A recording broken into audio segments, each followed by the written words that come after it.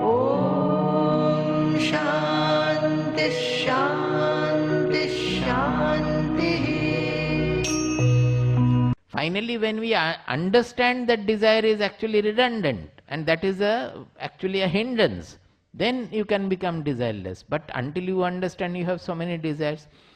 So then I was thinking that how to represent. Then I understood that why in our Shastras, in this Purusharthas, 4 Purusharthas, they are introducing Kama. We always say that Shastras are always talking about desirelessness, so nobody wants to hear any spiritual lecture. But in our Purusharthas, Kama is there, Dharma, Artha, Kama, Moksha. That means desires have to be fulfilled. So there is nothing wrong in fulfilling the harmless desires, rightful desires, desires which are based on Dharma. Suppose right from the beginning, from boyhood or childhood or young age, generally people will not become desireless. Very few, rare few may become, they can take to the sannyasa or shastric studies or so. But others will have some small desires or big desires, many desires will be there. There is no harm in fulfilling, or rather those desires have to be fulfilled, provided it is not harmful to the society, not harmful to anybody else, and they are based on the dharma. Whatever they have studied as a code of dharma, based on that they have to earn, that is artha. Next comes artha.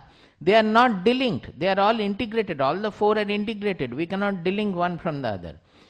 Dharma codes, the moral codes, the ethical codes, whatever we have learned, on the basis of that we have to earn money, artha. When you have earned money, money earning is meant for fulfilling your desires, but not the adharmic desires, not the harmful desires or harmful to anybody, harmful to the society. The desires have to be harmless and they have to be based on dharma. We have to fulfill them based on the dharma. Then only we will go to the moksha part of it, when the desires are fulfilled. Now where we make the mistake, that I discovered in the process. What happens to us is that when we have some desire, we think that by fulfilling that desire I will become fulfilled forever. There we make the grave mistake. But looking at the whole world, if you see, has anybody become fulfilled by doing anything in the world? Even the mightiest person, the wealthiest person, the great industrialist, have they become fulfilled? Some of them might have become fulfilled by pursuing spirituality, not by doing what they have done. Look at the whole world, look at your own life also. Initially I thought if I get that doll which I don't have, I will be fulfilled. You get that doll, you leave the doll, after some time the dolls remain at the corner of the room, you go for playing. You think that by playing I will become happy. Then when you are put in the school, you think that by becoming if I am good in studies, if I stand first, I will be happy. Later on you think of conjugal life, I will be happy. Then you think of material, making a building, I will be happy. Then you may think of by becoming famous, I will be happy. But we never think that by doing any of these things, trillions and trillions of people lived on this earth, nobody has ever become, we may become happy for a short time, then other desire takes over. So we have never become happy or fulfilled forever. It doesn't give us happiness forever. We have never become fulfilled. So in fulfilling the desire, if we remembered this truth, that I will fulfill whatever desires are there, I may have some physical desires, some emotional desires, some little desire for fame or wealth or comfort. All these are fine provided they are not harmful to others. But we should remember, by fulfilling these desires, I am not going to be fulfilled forever. There is something which is yam labdhva cha aparam labham manyate nadhikam tatah. Yam labdhva cha aparam labham manyate nadhikam tatah. There is something by which, gaining which I will become fulfilled. There lies the real wealth of our Shastras and of our Upanishadic life, our dharmic life of India. This knowledge somehow has got missed. So in their Gurukula Patha, in their Brahmacharya life itself, the Shastras were being taught. They were not becoming realized. After the teaching and after they have completed their brahmacharya course, after their samavartana, which we call convocation now, after their samavartana, people, most of them would take to household life. Only rare few will say that, no, I don't want household life. Whatever I have learnt, I want to actualize the truth. So I will remain a Naishthika brahmacharya. Naishthika means I am given to the nishtha of realizing this truth, and later on he will take sannyasa or whatever. He will walk the spiritual path.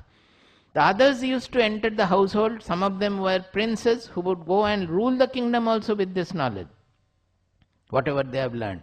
Everybody used to know that whatever I am doing whatever I have to do, but it is not going to make me fulfilled forever. It is not going to give me fulfillment. There is something else which is going to fulfill me. That is why without any trouble they used to leave their kingdom, leave their throne, leave their household by the time they become 50, 55, 60 maximum. Dhritarashtra did not want. So Vidura had to abuse him, abusively speak to him. They, go away, you are taking the food from the people who have killed all your sons, and you are not ashamed of taking food from them. Go away to the forest.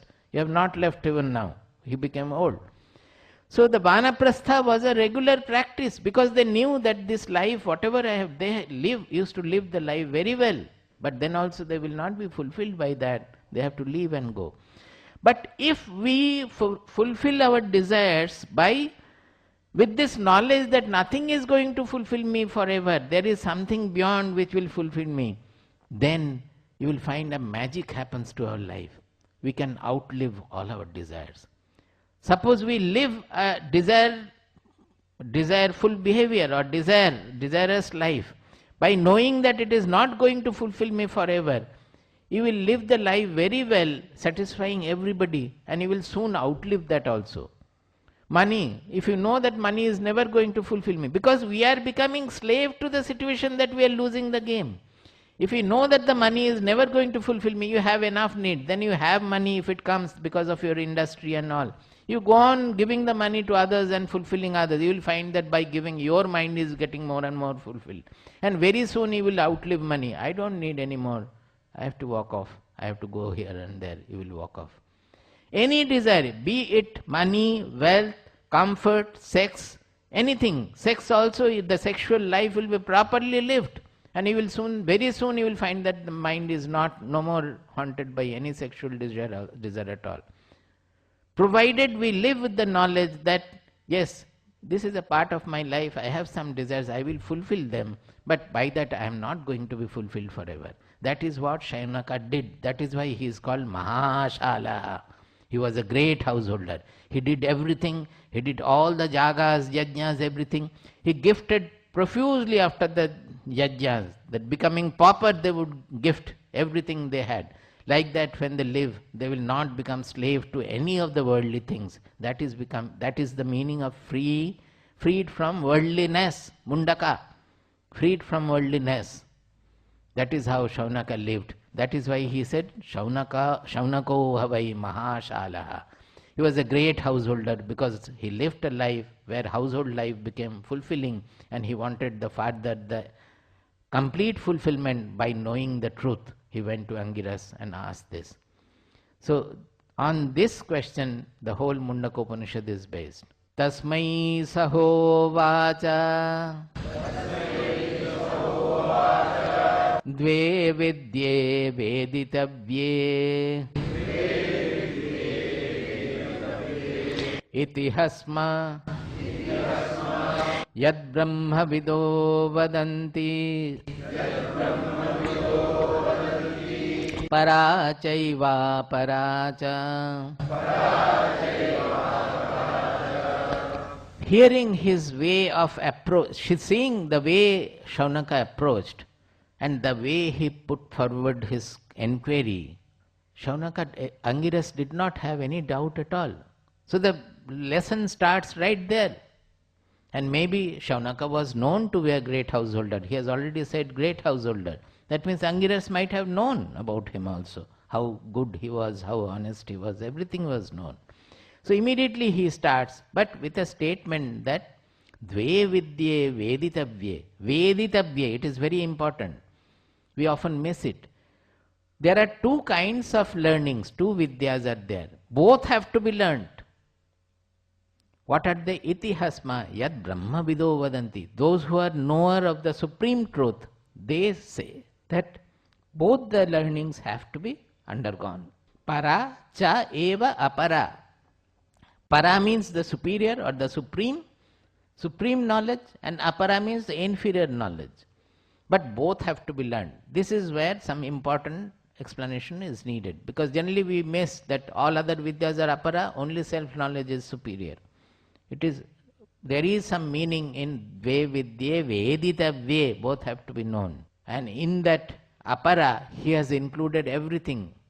All the 4 Vedas, all the 6 Vedangas, everything. That means whatever we are studying, the Mundakopanishad, that is also in the apara. So what is para then? He says, yaya tad aksharam adhigamyate, by which this undecaying, unchanging truth is actualized. Adhigamyate, not known, adhigamyate, it becomes actualized.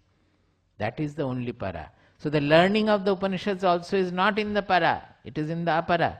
Until we realize the truth. When we realize, it becomes para. Kasminnu bhagavo vidyate sarvamidam vijñātam bhavati. So Shaunaka, after a fulfilling household life, he approached Angiras Maharshi and asked that, O sir, O Lord, by knowing which everything will become known. I said that this is an enquiry. There could have been other enquiries like what will fulfill me by, as I said in Bhagavad Gita, yam labdva cha aparam labham manyatena adhikam tataha yasmin sitona dukkhena gurunapi vichalyate. People are suffering dukkha, etc. They want to get rid of dukkha. People want to gain something, gain bliss, gain peace. But by gaining which, we will not even look for further peace or bliss or ananda or anything. So the questions can be different, because spirituality means an all-fold fulfillment. That is, fulfillment of the insufficiency in us. Intelligential insufficiency, emotional insufficiency, mental insufficiency. See, why do we look for joy? Everybody, whatever we are doing for getting joy. No? You think about it, maybe I am putting up a factory to get some product, by that I will get money, by that money I will do this, do that, etc. But the ultimate, what is the product? We are looking for joy. Is it not so? It is because actually because of the insufficiency in us, we are always looking for joy. We are born with this insufficiency. How do we know that there is something called joy? And we are never satisfied with whatever joy we are getting. Whatever joy we are getting, doing anything, we are not fulfilled, we are not satisfied. So how do we know that there is something greater joy? Where from that hint will come? Am I clear? It is because we are born of Ananda. The Ananda we are talking about, the ultimate joy, which is not the usual joy of some sensory fulfillment. But the ultimate joy, or Ananda we say, or placidity, or prasada, these are the terms used, which will not make us anymore, which will be rid us of our insufficiency, the feeling of lack. In Sanskrit we call it abhava bodha. Abhava bodha. We have an ingrained abhava bodha, by getting which we will become fulfilled. But we are not getting it. It is because we are born of that. Our soul has got that property. It is a natural coordinate of the soul, that we are born of that joy, of the Ananda. And the soul, when we get back to the soul, we find that we are running after for nothing. It is right there in the I, that I we are using throughout the day for everything. That real joy lies there itself. Because it is our own coordinate, own parameter, own quality. That is why we are not getting it. Whenever the mind is Extrovert, whenever the mind is running after outer things, we are missing that joy. That is why we are looking for that joy, looking for that joy. Am I clear? Is it meaningful? We would not have run after it unless we have been born of it. How do we know that there is some joy which will fulfill me? That because we are not getting it, that insufficiency is torturing us right from the beginning. Whatever we may do, we may become the multimillionaire, billionaire, richest in the world, most famous in the world. Even then we are not satisfied. That means there is something which we know that it is there, but we are not getting it. It is because we are born of that joy that we are missing it. It's just like the river running. It doesn't know where it is going. When does the running stop? When it meets the ocean. Is not the ocean is the source of the river from where the evaporation had taken place. That cloud has gone and started the river. It is running towards the source, and only when it meets the source the running stops. It is exactly the same thing. We are born of that joy, and our running will not stop until we come back again to the lap of our real mother.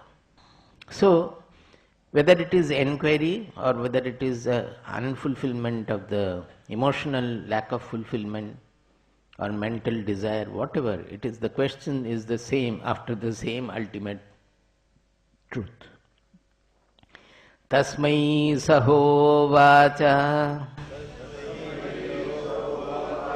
dve vidye veditavye iti hasma yad brahma vido vadanti parachaiva paracha. So the first reply of Angiras was, there are two kinds of vidya. You want to know the truth? There are two kinds of vidya learning, and both have to be learned. That is what the knowers of Brahman, knowers of truth, they say that both have to be learned. What are the two? One is called para, the supreme, another is apara, the inferior kind of vidya. Tatra para Rigvedo Yajurvedaha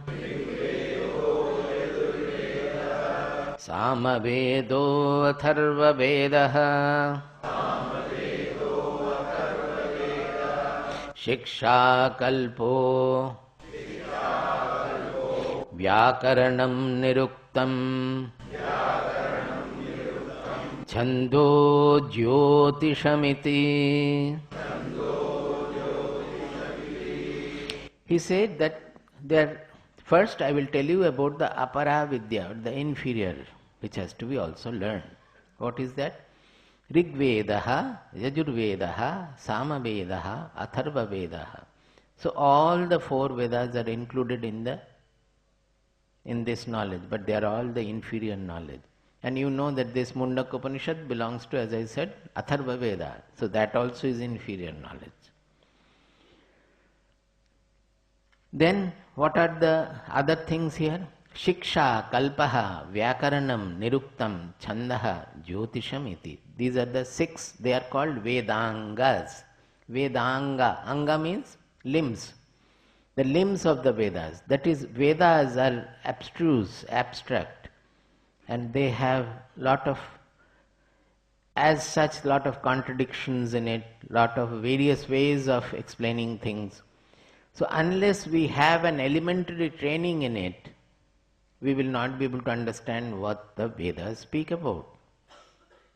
So it needs certain disciplines to be undergone. Say in the school, initially you are taught certain things. Say we are taught the Newtonian physics in the beginning, from class 8 or class 4 onwards. Then when we grow old, we are told that it is not the all and it is not the accurate thing.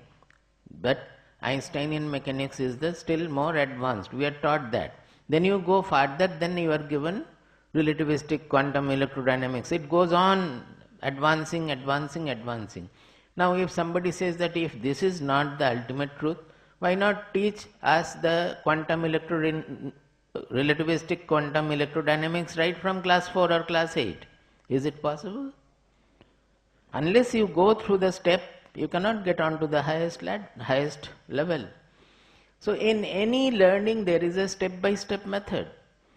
So if we directly, Upanishads are called Vedanta, which comes at the end of the Vedas, which is the last word of the Vedas. That also they are saying within the inferior knowledge. But they are the last of the Vedas, Vedanta. Anta means the end of the Vedas. It is called Veda Shira also. That means the head of the Vedas also. So if we say that I am not interested in all these things, the lower steps, I want to know the ultimate truth. It cannot be given. You have to go step by step. Now it may not be that we will have to learn the same Vedangas they were learning earlier. Those were the learning disciplines. You see, this learning, in this knowledge, spiritual knowledge, it is not really some knowledge we acquire like other knowledge. Suppose the knowledge of a car, we can read about it and we can acquire the knowledge. But in spirituality, the knowledge is not like that. I read the Upanishad and we get the knowledge. It is different. As we read about the truth, about the Brahman, about the soul, about the truth of this transcendental existence or transcendental truth, transcendental presence, more and more we think about it. Only reading will not do. As we are reading, we are finding, I am not able to understand. So I have to think about it. I have to ruminate on it. So as we are doing it more and more and more, our buddhi undergoes a change. Our mind undergoes a change. The mind and the buddhi, which is right from the birth, it is fragmented because we are seeing all different realities. This is not, everybody is different, the chair and the table are different. Always the mind is fragmented by that. How to actualize that they are all appearing on the same thing? It is just like writing in the air or writing in the space. Everything is written on that. The materially they are not different at all. Actually there is no such material at all. So when we think more and more, deal with this truth, think about it more and more, try to visualize this comprehensive reality, that oneness in which all this multiplicity, plurality is appearing to be. Naturally our mind has to change from its clinging to small things to an abstraction where everything is encompassed. Am I clear? To understand a comprehensive reality, the mind has to leave its clinging to the small reality. Suppose I think that the red light is that, yes, this is red, this is green. I don't know, they are all different. Until you know the white light, the colorless light rather, from which it is only the glass or some other matter which is splitting the light into the 5 colors. Actually the colors are not there in the light. It is something interacting with that. That comprehensive light is a whole spectrum of electromagnetic waves, not only the visual part. There is ultraviolet, there is infrared, anything. The huge spectrum. This comprehensive view, the abstract nature of light, to know that, we have to get rid of the reality of red, green, etc., which we are holding on to. Even to know about the reality of the matter, if you go in physics, say what is the ultimate particle or so, we have to get rid of the idea we have about the grossness of the matter. Whatever we think about mechanics and all those things, we have to get rid of. That is why people find it difficult. They are not able to conceive of the relativistic truth or quantum mechanics because we are given to this, whatever we see with our indriyas, that is the true. We cannot think that space and time can be 2 coordinates of the same thing. So as we approach, that is true in any subject, as we approach, a more and more comprehensive grasp has to be there. And this comprehensiveness will not come unless we leave our clinging to small gross appearances, which we are clinging to always. Even to know the good qualities of a person whom I dislike, you have to get rid of the dislike we have. See, the moment I dislike a person, I will not be able to see the good qualities in the person. Even if somebody else says, no, you are saying like that, but he did like, she did like this, she is like this, we will say like that. Somebody else is saying this person has got this good quality, and maybe it is true. But because of my dislike, I am clinging to my dislike, so I am not able to appreciate the good qualities of the person. Everybody has some good and some bad. But because of our own clinging to something in that person, we are not able to appreciate.